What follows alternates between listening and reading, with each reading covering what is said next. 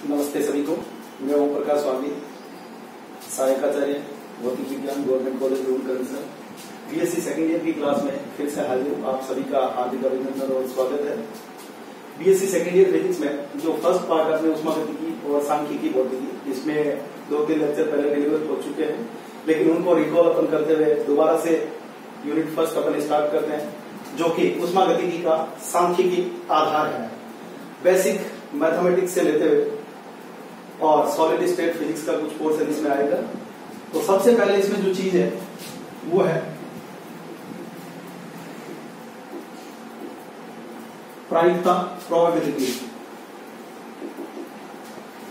छोटी क्लासेस में आप पढ़ के आ चुके हैं, दोबारा रिकॉल अपने को वही करना है। प्रायिकता क्या होती है? कोई भी घटना जब घटित होती है तो उसके घटित होने के फेवर में कितनी स्थितियां, उसके पक्ष में घटित होने के पक्ष में कितनी स्थितियां हैं, और बटे में उस घटना से संबंधित कुल कितनी स्थितियां बन सकती है, जिन्हें निश्चित स्थितियां कहते हैं। उन दोनों का जो अनुपात है वो प्रायिकता कहलाएगा। मतलब किसी घटना के घटित होने के फेवर में पक्ष में स्थितियां अपॉन में कुल संभव स्थितियां, उन दोनों का अनुपात है वो प्रायिकता कहलाएगा। ई बराबर घटना ए के घटित होने के पक्ष में कुल स्थितियां बटे में कुल संभव स्थितियां, पी ए या पी बराबर। सपोज है अपन ने एक सिक्का उछाला है, तो उसमें हेड या टेल आने की प्रायिकता क्या होगी? तो हेड या टेल एक ही स्थिति होगी और कुल संभव स्थितियां दो होगी, एक हेड की और एक टेल की। तो सिक्का उछालने पर हेड या टेल आने की जो प्रोबेबिलिटी है, पी हेड या पी टेल, वो हो जाएगी 1/2।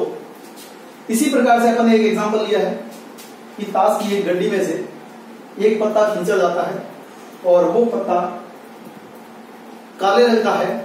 इसकी प्रायिकता क्या होगी? तो ताश में कुल पत्ते होते हैं 52 और कुल जो काले पत्ते होंगे वो होंगे 26। तो ब्लैक कलर का पत्ता आने की या रेड कलर का पत्ता आने की संभावना है वो हो जाएगी 26/P। ब्लैक कलर है वो हो जाएगा 26/52, 1/2।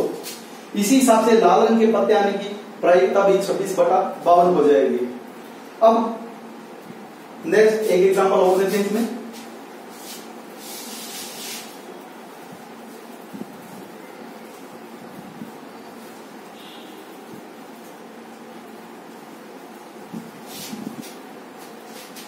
कि एक डाइस को उछालते हैं तो जो अंक अपने को प्राप्त हुआ है उसके 3 से बड़े आने की प्रायिकता क्या होगी?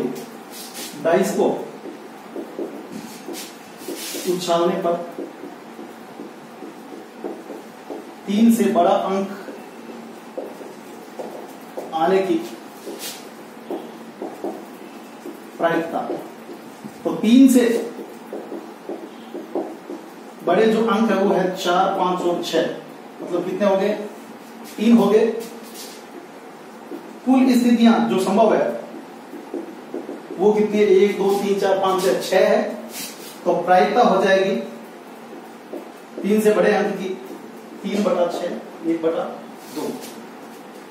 ये तो सिंपल मैथमेटिकल फॉर्म हो गए। उसके बाद में थर्मोडायनेमिक्स में इनको किस प्रकार से इंप्लीमेंट करना है वो अपन आगे पढ़ेंगे।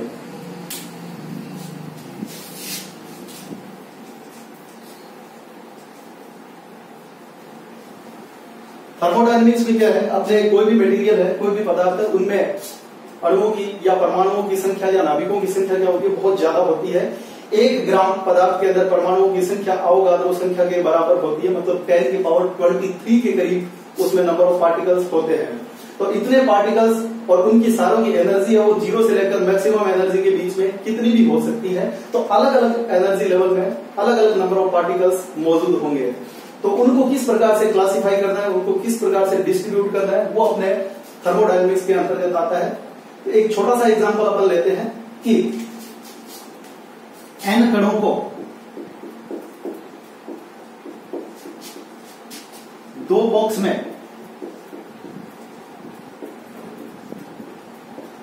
वितरित करने की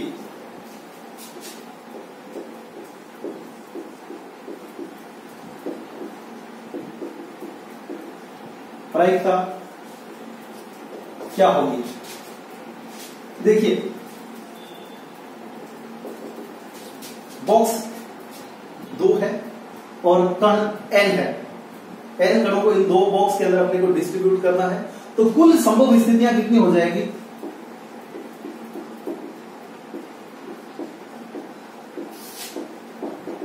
वो तो हो जाएगी 2 की पावर n के इक्वल। जितने बॉक्स होंगे उनको बेस में रखना है और जितने पार्टिकल्स रहेंगे उनको घातांक के रूप में लिखना है। मतलब n कणों को 4 बॉक्स में डिस्ट्रीब्यूट करना है तो 4 की पावर 10 हो जाएगा।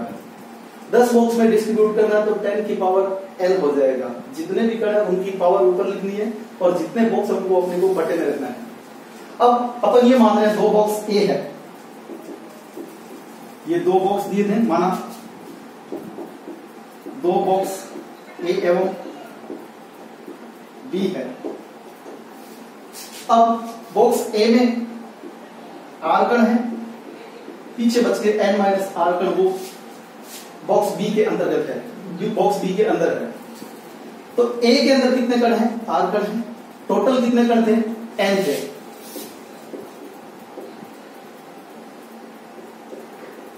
तो n कणों में से R कणों के चयन के जो तरीके होंगे,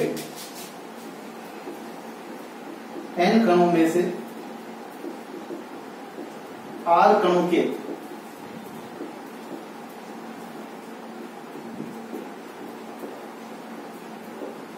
चयन के तरीके वो हो जाएंगे NCR। चाहे आप n में से R कण ले लीजिए या n माइनस R कण ले लीजिए, दोनों का कॉम्बिनेशन की जो वैल्यू है वो बराबर आएगी NCR या n माइनस R, दोनों बराबर होते हैं। तो ये हो जाएगा, इसको अपन ये भी लिख सकते हैं फैक्टोरियल n अपॉन में फैक्टोरियल R और फैक्टोरियल n माइनस R हो जाएंगे। ये तो है बॉक्स A या बॉक्स B में कणों के चयन के तरीके और कुल संभव स्थितियां कितनी है? 2 की पावर n है। तो इसको रख दीजिए अंश में, इसको रख दीजिए हर में। ये n कणों में से 2 बॉक्स में कणों की वितरित करने की प्रायिकता हो जाएगी। अपन लिखते हैं आगे,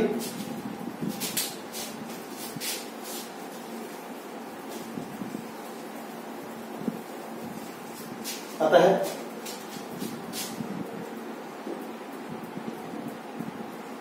n कणों को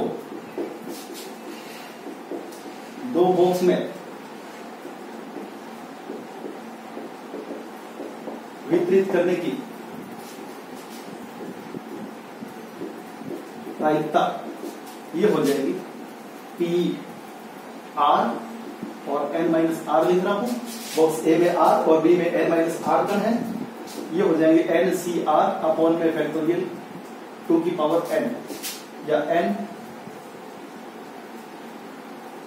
फैक्टोरियल R और n माइनस R। इस फॉर्मूले को याद रखना है, शॉर्ट टाइप के क्वेश्चन में एग्जाम में आ सकता है। नेक्स्ट इसके बाद में जो पोर्शन है वो है स्थूल अवस्था, सूक्ष्म अवस्था और ऊष्मागतिकीय प्रायिकता। एक एग्जांपल लेते हुए उन्हें अपन समझते हैं।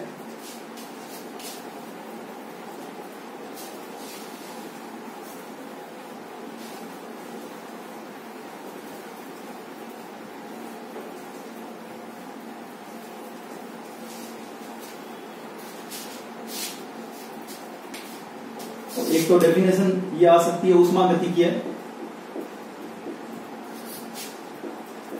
प्रायिकता। ऊष्मागतिकीय प्रायिकता होती है कोई भी स्थूल अवस्था है उसके संगत सूक्ष्म अवस्थाओं की जो संख्या होगी वो ऊष्मागतिकीय प्रायिकता होगी। छोटे प्रश्नों में आ सकता है स्थूल अवस्था के संगत कुल सूक्ष्म अवस्थाओं की संख्या वो क्या कहलाएगी, अपने उष्मागतिकीय प्रायिकता कहलाएगी। दूसरी इंपॉर्टेंट चीज, इसका मान 1 या 1 से ज्यादा होता है। नॉर्मल प्रोबेबिलिटी 1 या 1 से कम होती है, लेकिन इसका मान 1 या 1 से ज्यादा होगा, क्योंकि स्थूल अवस्था जो भी है उसके लिए सूक्ष्म अवस्था हमेशा उसकी तुलना में ज्यादा ही प्राप्त होगी। तो अगर अपन उष्मागतिकीय प्रायिकता को ओमेगा के द्वारा डिनोट करें तो वो हो जाएंगे कुल कितने कण है, और अलग अलग बॉक्स में नंबर ऑफ पार्टिकल मान लीजिए N1 N2 और N3 3 कणों की संख्याएं हैं जो क्रमशः A, B और C बॉक्स के अंदर विद्यमान है, और कुल कणों की संख्या N है। तो उष्मागतिकीय प्रायिकता इस फॉर्मूले के द्वारा डिनोट की जाएगी। अब अपन देखते हैं कि सूक्ष्म अवस्था क्या है और स्थूल अवस्था क्या है। एक एग्जाम्पल के द्वारा अपन समझते हैं, और एग्जाम में क्वेश्चन आए तो आपको एग्जाम्पल के द्वारा ही उसको वहां बताना है, वहां जवाब आपको देना है।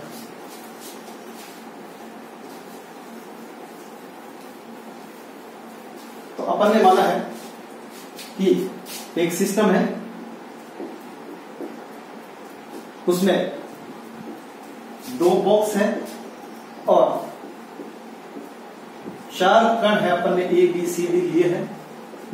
उस सिस्टम में 2 बॉक्स है और 2 बॉक्स में 4 कणों को अपने को डिस्ट्रीब्यूट करना है।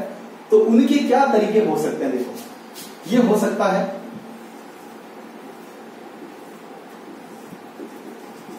ये है बॉक्स A, ये है बॉक्स B। इसमें कोई भी कण न हो, इसमें 4 कण हो, इसमें 1 कण हो, इसमें 3 कण हो, दोनों में 2-2 कण हो, 3 1 हो और 4 0 हो। तो ये 0 4 1 3 2 2 3 1 और 4 0, ये जो कॉम्बिनेशन प्राप्त है इनको अपन बोलेंगे स्थूल अवस्था। स्थूल अवस्थाएं होगी 0 4 1 3 2 2 3 1 और 4 0, ये स्थूल अवस्थाएं होगी। इन स्थूल अवस्थाओं में भी क्या कॉम्बिनेशन हो सकते हैं, अलग अलग जो कॉम्बिनेशन प्राप्त होंगे वो अपने सूक्ष्म अवस्थाएं कहलाएंगे। जैसे 0 4 के संगत अपन ने सूक्ष्म अवस्थाएं देखी कि पहले बॉक्स में कोई भी कण विद्यमान नहीं है, इसमें 4 कण विद्यमान है, तो केवल एक सूक्ष्म अवस्था प्राप्त होगी। 1 3 के लिए देखें बस,